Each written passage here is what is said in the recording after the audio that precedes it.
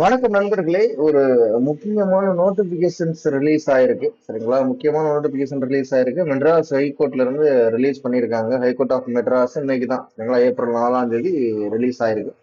Okay, என்ன notification அப்படின்னா, உங்களுக்கு பிரைவேட் செக்ரட்டரி, பர்சனல் அசிஸ்டன்ஸ், அதே மாதிரி பர்சனல் அசிஸ்டன்ஸ், பர்சனல் கிளர்க், ரெஜிஸ்டருக்கும் அதே மாதிரி ஹானரபிள் ஜட்ஜஸ் அவங்களுக்கு இருக்கக்கூடியது ஒரு நல்ல ஒரு போஸ்டிங் தான்.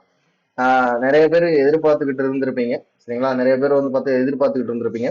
இந்த மாதிரி நோட்டிபிகேஷன் வருது நிறைய பேருக்கு தெரியாமயே இருந்திருக்கும். தெரியப்படுத்துங்க, சரிங்களா? தெரியப்படுத்துங்க. ஏன்னா இதுலயும் நல்ல சேலரி என்ன இருக்கு, நான் பின்னாடி சொல்றேன் பாருங்க. டேட் ஆஃப் நோட்டிபிகேஷன்ஸ் இன்னைக்கு வந்தது. அதே மாதிரி last date for submission for online applications. ஆன்லைன்ல மட்டும் தான் அப்ளிகேஷன்ஸ். இதற்கு முந்தைய காலகட்டத்தில் ஆஃப்லைன் மோட்ல வாங்கினாங்க. இப்ப சமீபத்துல ஆன்லைன்ல மட்டும் தான் வாங்குறாங்க. அதே மாதிரி மொபைல்னா அப்லோட் மொபைல்னா நீங்க அப்ளிகேஷன்ஸ் ஃபில்அப் பண்ண முடியாது. சரிங்களா? ஒன்லி டெஸ்க்டாப் தான், நீங்க லேப்டாப் அது மாதிரி தான் நீங்க பண்ண முடியும். லாஸ்ட் டேட் வந்து மே மாதம் 5ஆம் தேதி சொல்லியிருக்காங்க. அதே மாதிரி ஃபீஸ் நீங்க பே பண்றதுக்கு மே மாதம் 6ஆம் தேதி சொல்லியிருக்காங்க. சரியா? ரைட். பாருங்க, ஒன்லி த்ரூ ஆன்லைன் மோடு. என்னென்ன போஸ்ட் அப்படின்னு சொல்லி இதுல இருக்கு. என்னென்ன போஸ்ட் அப்படின்னு சொல்லி இருக்கு. அதுல சில இன்ஃபர்மேஷன்ஸ் அதுல கொடுத்துருக்காங்க. ஒன்லி நீங்க ஆன்லைன் மட்டும் தான் அப்லோட் பண்ண முடியும். அதே மாதிரி வந்து டெஸ்க்டாப் லேப்டாப்ல தான் அப்ளை பண்ண முடியும். இந்த மாதிரி தான் கொடுத்துருக்காங்க. ஓகே.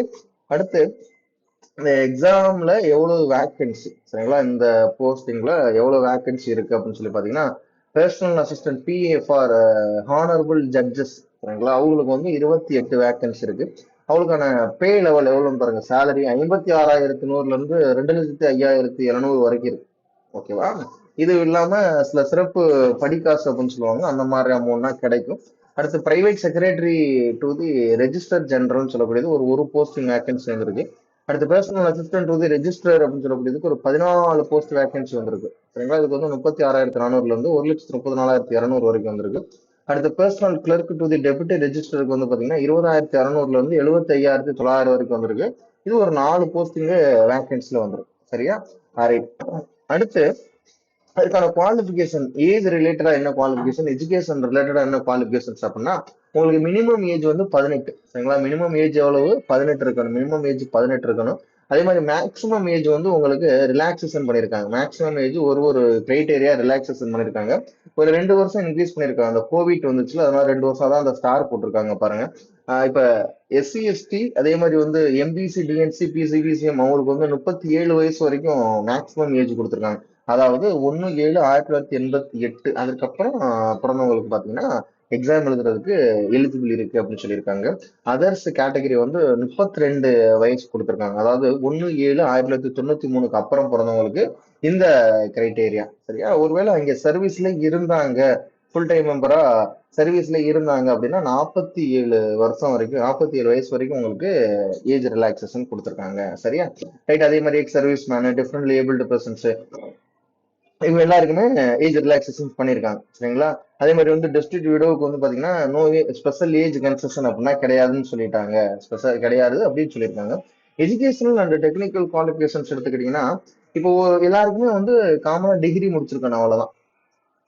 என்ன முடிச்சிருக்கணும்? டிகிரி முடிச்சிருக்கணும். இதை தாண்டி இன்னும் சில நோட்டிபிகேஷன்ஸ் ரிலீஸ் பண்ணிருக்காங்கப்பா மெட்ராஸ் ஹைகோர்ட்ல. அது 10th குவாலிபிகேஷன்ஸ்க்கும் நோட்டிபிகேஷன்ஸ் ரிலீஸ் ஆயிருக்கு. சரிங்களா? 10th குவாலிபிகேஷன்ஸ்க்கும் உதவியாளர் அப்படின்னு சொல்லக்கூடியது, பராமரிப்பாளர் அப்படின்னு சொல்லக்கூடியது, வாகன ஓட்டுநர் அந்த மாதிரி இருக்கக்கூடியது, அது 10th குவாலிபிகேஷன்ஸ்க்கும் அதுக்கு மேல படிச்சிருக்க கூடாது, அந்த மாதிரியும் உங்களுக்கு நோட்டிபிகேஷன்ஸ் ரிலீஸ் பண்ணிருக்காங்க பாருங்க. Any bachelor degree in science, arts, commerce, engineering, medicine, அது எனி அதர் டிசிப்ளின் அப்படி சொல்லி போட்டிருக்காங்க. அதே மாதிரி type writing skills both higher இருக்கணும். தமிழ் அண்ட் இங்கிலீஷ்ல போத் ஹையர் இருக்கணும்னு சொல்லியிருக்காங்க. போத் ஹையர் இருக்கணும். இதை தாண்டி டெக்னிக்கல் குவாலிஃபிகேஷன்ஸ் எடுத்துக்கிட்டீங்கன்னா, கம்ப்யூட்டர் ஆன் ஆஃபீஸ் ஆட்டோமேஷன் அந்த கோர்ஸ், சர்டிபிகேட் கோர்ஸ் பண்ணணும். ஒருவேளை நீங்க, சரிங்களா, ஒருவேளை நீங்க டிகிரில இந்த மாதிரி கம்ப்யூட்டர் சயின்ஸ், கம்ப்யூட்டர் இன்ஜினியரிங் அந்த சப்ஜெக்டை நீங்க படிச்சிருக்கீங்கன்னா அந்த டிகிரி தேவையில்லை அப்படின்னு சொல்லிட்டாங்க. சரி.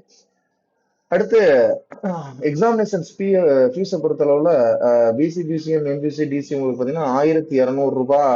ஒரு போஸ்டும் தனித்தனியா நீங்க அப்ளை பண்ணணும். அதுல வந்து ஹானரபிள் ஜட்ஜஸ்க்கு வந்து 1,200 ரூபாய்.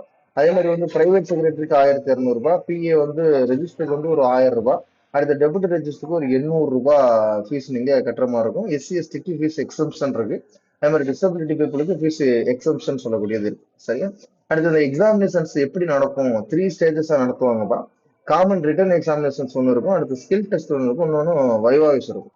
மொத்தம் இப்போ காமன் ரிட்டன் டெஸ்ட் எடுத்துக்கிட்டீங்கன்னா ஒரு 150 மார்க், தமிழ் ஒரு 100 மார்க், தமிழ் ஒரு 50 மதிப்பெண்களுக்கு தமிழ் இருக்கும். சரிங்களா? அடுத்து இங்கிலீஷ் டெஸ்கிரிப்டிவா பாத்தீங்கன்னா ஒரு 100 மார்க் இருக்கும். ஒருவேளை இந்த தமிழ் வந்து எலிஜிபிலிட்டி தான். நீங்க குரூப் 4க்கு எழுதுறீங்களா, அந்த தமிழ் எலிஜிபிலிட்டி மாதிரி தான். அதாவது யாருக்குன்னா டிசபிலிட்டி பர்சன்ஸ்க்கு வந்து அவங்க அது எடுக்காம ஜென்ரல் இங்கிலீஷ் கூட எடுத்துக்கலாம். ஜென்ரல் இங்கிலீஷ் கூட அவங்க எடுத்துக்கலாம். அந்த பாருங்க, ஜென்ரல் இங்கிலீஷ் எடுத்துக்கலாம். இது ஓஎம்ஆர்ல தான் நீங்க எழுதுற மாதிரி இருக்கும். ஒரு 50 மார்க் மதிப்பெண்கள் இருக்கக்கூடியது. அடுத்து பார்ட் பின்னு பாத்தீங்கன்னா டிகிரி ஸ்டாண்டர்ட் லெவல் இருக்கக்கூடியது. டெஸ்கிரிப்டிவ் டைப் என்னென்ன இருக்குன்னா, அது சும்மா நீங்க ஸ்கூல்ல படிச்சிருப்பீங்களா, ப்ரீசஸ் ரைட்டிங், லெட்டர் ரைட்டிங் அந்த மாதிரி இருக்கக்கூடிய இருக்கும். ஒரு 100 மதிப்பெண்களுக்கு இருக்கும். அதுலயே புக்லெட்லயே உங்களுக்கு கொஸ்டின்ஸ் இருக்கும். அதுலயே நீங்க ஆன்சர் எழுதுற மாதிரி இருக்கும். ஓகேவா? பாருங்க, பார்ட் கீழ என்ன இருக்குன்னா 10th ஸ்டாண்டர்ட் வரைக்கும் இருக்கக்கூடிய அதை பாருங்க, up to SSLC standard as per Tamil Nadu state government சிலபஸ்ல தான். பார்ட் பி எடுத்துக்கிட்டீங்கன்னா எஸ்ஏ ரைட்டிங், அதே மாதிரி precis writing, letter writing, elaborations, make own sentence, இந்த மாதிரி தான் உங்களுக்கு பார்ட் கீழ இருக்கக்கூடிய. ஓகேவா? கொஸ்டின்ஸ் எப்படி வரும்? பார்ட் பி கொஸ்டின்ஸ் ஃபுல்லாவே இங்கிலீஷ்ல தான் வரும். அடுத்து ஸ்கில் டெஸ்ட் பொறுத்தவரை நான் சொன்னேன் உங்களுக்கு போத் ஹையர் நீங்க வந்து டைப் ரைட்டிங்ல வச்சிருக்கணும். அந்த மாதிரி இந்த டயத்துக்குள்ள நீங்க எவ்வளவு வேர்ட்ஸ்னா நீங்க, அதாவது மிஸ்டேக் இல்லாம நீங்க அடிக்கணும். ஒருவேளை நீங்க மிஸ்டேக்னா பண்ணீங்கன்னா மார்க்னா மைனஸ் பண்ணுவாங்க. ஃபுல் மிஸ்டேக் பண்ணா அந்த 1 மார்க், ஹாஃப் மிஸ்டேக் பண்ணா 0.5 மார்க், அந்த மாதிரிலாம் சில மார்க்னா கம்மி பண்ணுவாங்க.